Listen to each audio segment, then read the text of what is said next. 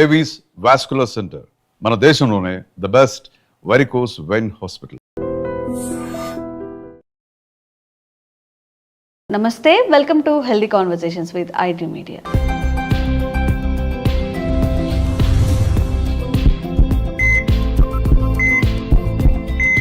నేను మీ ఛాన్సీ. సో ఈరోజు మనతో ఉన్నారు వంటింటి చిట్కాలకు కేర్ ఆఫ్ అడ్రస్ అయిన చిట్టిపొట్ల మధుసూదన్ శర్మ గారు, ఎండి ఇన్ ఆయుర్వేద.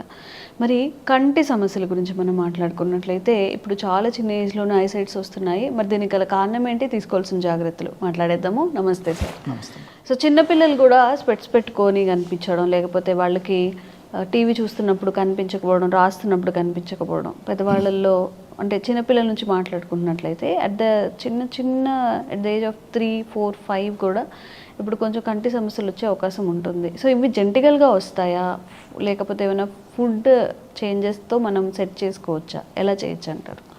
సో శరీరంలో మిగతా అవయవాలతో పాటు వచ్చేటువంటి జబ్బుల్లో కూడా కంటికి కూడా జబ్బులు వస్తుంటాయమ్మా. కానీ సర్వేంద్రియం నయనం ప్రధానం. అవును. సో అన్ని అవయవాల కంటే కూడా నయనం అంటే కన్ను చాలా ప్రధానమైందని చెప్పేసి పూర్వకాలం ఆనాడే మన పెద్దలు చెప్పడం జరిగిందమ్మా. సో కంటిని జాగ్రత్తగా కాపాడుకుంటున్నారని చెప్పేసి కళ్ళు బాగుంటేనే సమస్తమైన ప్రపంచాన్ని కూడా మనం చూడగలము.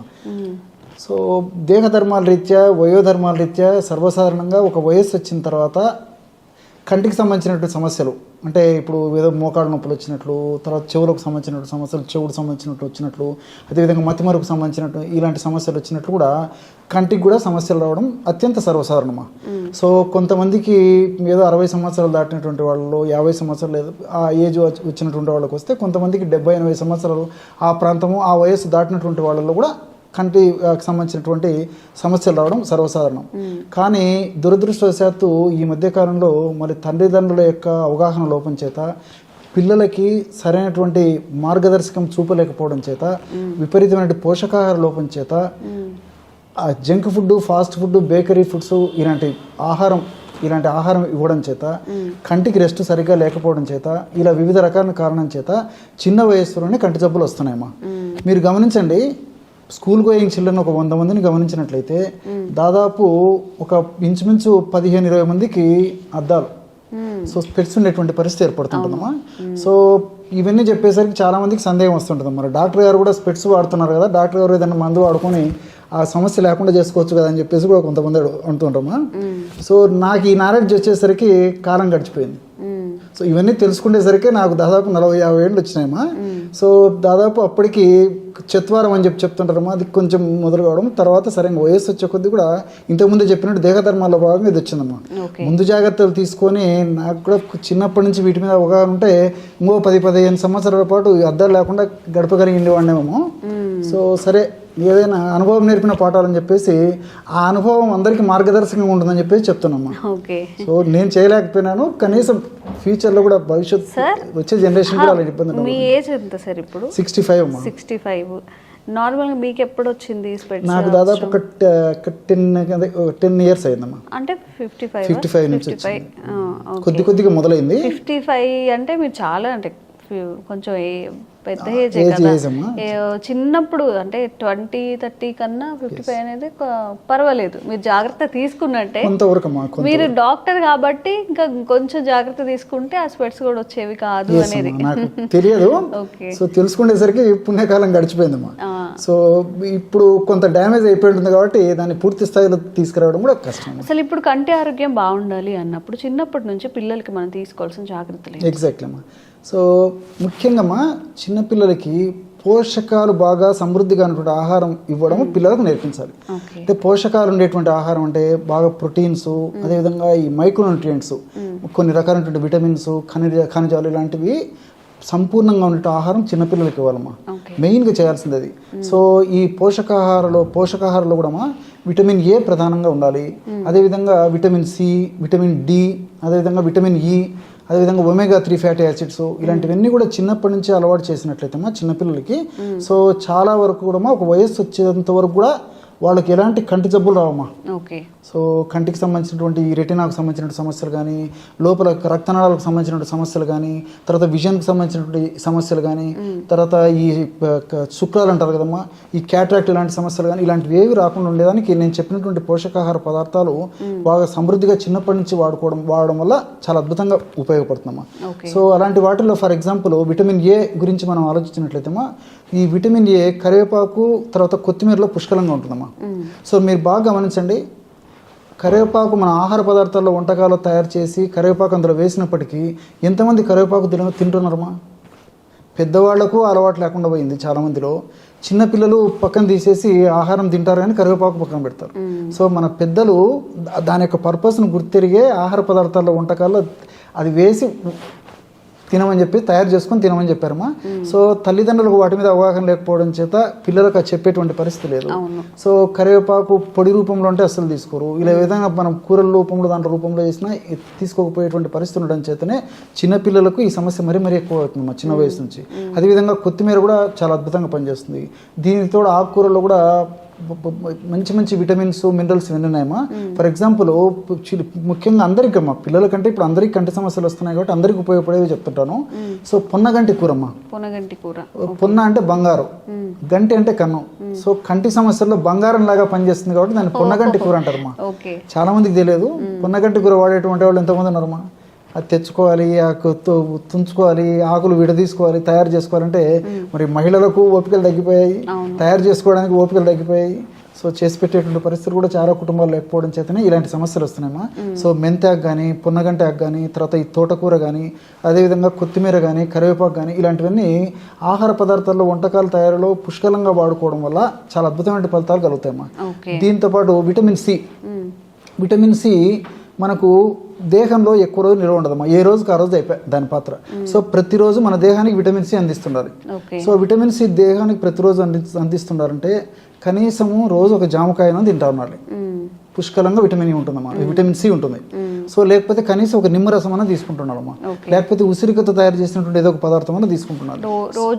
కంపల్సరీగా తీసుకోవాలమ్మా. చాలా మందికి తెలియదమ్మా. సో విటమిన్ సి వ్యాధి నిరోధక శక్తిని పెంపొందింపజేసేటువంటి వాటిలో అద్భుతంగా పనిచేస్తుంది. అంతేకాకుండా కంట్లో ఉన్నటువంటి కణాలు కణజాలాలు దెబ్బతినకుండా, అందులో కంట్లో ఇన్ఫర్మేషన్ అంటే వాపు ప్రక్రియ జరగకుండా, కంటికి సంబంధించినటువంటి అనారోగ్యాలు కలగకుండా ఉండేందుకు ఈ విటమిన్ సి చాలా అద్భుతంగా పనిచేస్తుందమ్మా. సో ఈ రోజుల్లో మరి ఆ విటమిన్ సి రెగ్యులర్గా తీసుకునేటువంటి వాళ్ళు మనం లైట్ వేసి వెతుకున్నా కనపడరమ్మా. సో ఎప్పుడో ఒకసారి తీసుకుంటారు, ఆ సందర్భం వచ్చినప్పుడు తీసుకునేటువంటి పరిస్థితి, కానీ విటమిన్ సి ఉండేటువంటి ఆహారాలు రెగ్యులర్గా తీసుకునేటువంటి పరిస్థితి లేదు. సో నేను చెప్పినట్టు కనీసం జామకాయ కానీ, లేకపోతే కొన్ని సిట్రస్ ఫ్రూట్స్ కానీ, లేకపోతే నేను చెప్పినట్లు ఈ ఉసిరిక కానీ ఏదో ఒక రూపంలో ఈ ఉసిరిక తీసుకోవడం మంచిదమ్మా. విటమిన్ సి ఉసిరిక కొంతమందికి తీసుకోలేకపోవచ్చు, కొంతమంది తీసుకోగలవచ్చు, ఎలాగైనా పర్లేదు విటమిన్ సి తీసుకోవాలి. అదేవిధంగా విటమిన్ డి కూడా కంటికి చాలా చాలా మంచిదమ్మా. సో విటమిన్ డి అనేసరికి నాటు ఆవు జున్ను పాలు అద్భుతంగా వారానికి ఒకసారిగిన వాళ్ళు తీసుకోగలిగితే చాలా అద్భుతంగా ఉంటుంది. పుట్టగొడుగులు కూడా బాగా పనిచేస్తాయి. ఈ రోజుల్లో నాటు ఆవు పాలు దుర్భరము, పుట్టగొడుగులు అనేసరికి ఎంత క్వాలిటీ పుట్టగొడుగులు మనకు దొరకవు. సో తప్పని పరిస్థితుల్లో మరి సూర్యరశ్మి యొక్క ప్రభావంకైనా మనం ఉండాలి. అంటే సూర్యకిరణాలు పడేటట్లు ఉండాలమ్మా. అది లేని పక్షంలో మరి సప్లిమెంట్స్ తీసుకోవడం మంచిది. ఏదో ఒక రూపంలో దాన్ని భర్తీ చేసుకోవడం మంచిది. కానీ డి విటమిన్ లోపం వల్ల కూడా వయస్సు వచ్చే కొద్దీ కంటి జబ్బులు వస్తుంటాయమ్మా. అదేవిధంగా ఈ విటమిన్ కూడా కంటికి చాలా మంచిదమ్మా.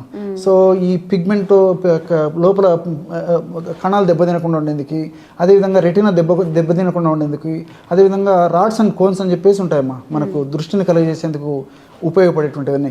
సో ఇవన్నీ కూడా ఆరోగ్యంగా చైతన్యవంతంగా తమ పనులు తాము నిర్వర్తించేందుకు ఈ విటమిన్ కూడా చక్కగా ఉపయోగపడుతుంది.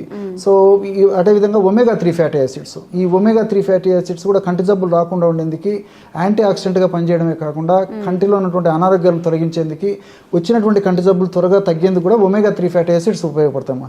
ఈ ఒమేగా-3 ఫ్యాటీ యాసిడ్స్ అంటే వాల్నట్స్లో ఒమేగా-3 ఫ్యాటీ యాసిడ్స్ పుష్కలంగా ఉన్నాయి. అదేవిధంగా ఈ యొక్క ఫ్లాక్స్ సీడ్స్ అమ్మా, ఫ్లాక్స్ సీడ్స్ కూడా అవిసె గింజల్లో కూడా ఒమేగా-3 ఫ్యాటీ యాసిడ్స్ ఎక్కువగా ఉన్నాయి. సో ఇలాంటివి కూడా ఆహారంలో తరచుగా తీసుకోవడం వల్ల ఈ కంటి అనారోగ్య సమస్య నుంచి చాలా దూరంగా ఉండొచ్చు. ఓకే సార్, ఇప్పుడు నార్మల్గా మీరు చెప్పినవన్నీ కూడా డైలీ తినాలి అంటే కుదరకపోవచ్చు, కానీ ఏదన్నా రెమెడీ ఉందా?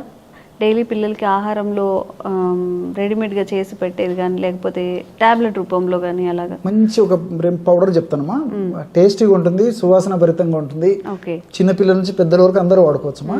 100 గ్రామ్స్ బాదం పప్పులని వేయించేసి పౌడర్ తయారు చేయడమ్మా.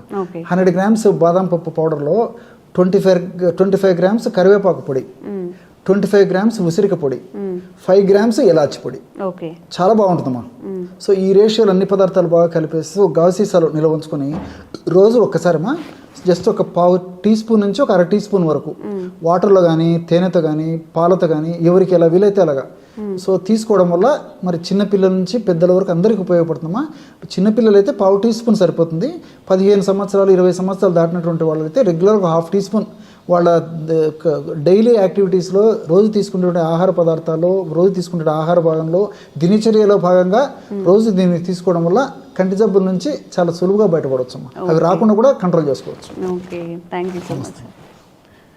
And for more videos, Please subscribe to iDream. Please subscribe to iDream. Please subscribe iDream. And please subscribe to iDream. For more videos, subscribe to iDream. please like, share, and subscribe to the channel. Congratulations, iDream. Subscribe to iDream. Subscribe to iDream. So subscribe to iDream Media.